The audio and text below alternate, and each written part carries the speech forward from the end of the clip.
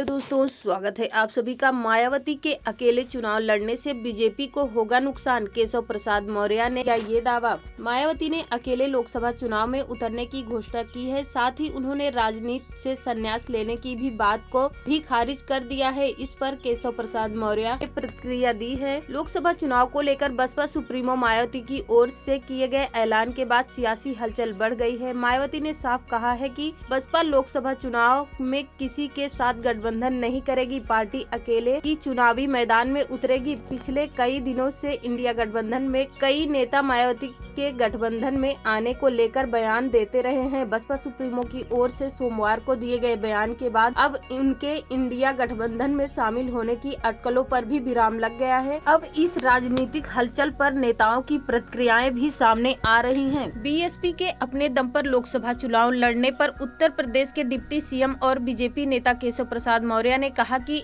इससे यूपी में बीजेपी पर कोई असर नहीं पड़ेगा। उन्होंने यूपी की सीटों पर बीजेपी की जीत का दावा करते हुए कहा कि बीजेपी राज्य की सभी 80 सीट जीतने की तैयारी कर रही है। देश राजनीतिक रूप से मोदी में। केशव प्रसाद मौर्य ने आगे कहा कि देश की जनता पीएम मोदी को फिर से चुनने के लिए चुनाव का इंतजार कर रही है। आज जिस तरह से देश में राममय है, यह राजनीतिक रूप से मोदीमय है। लोगों ने मोदी जी को फिर से पीएम के रूप में वापस लाने का फैसला किया है। इससे पहले मंगलवार को मायावती ने लखनऊ में एक प्रेस कॉन्फ्रेंस में संबोधित करते हुए कहा कि मैं स्पष्ट करना चाहती हूं कि आगामी लोकसभा चुनाव में बीएसपी अकेले चुनाव लड़ेगी, किसी से गठजोड़ नहीं करेगी।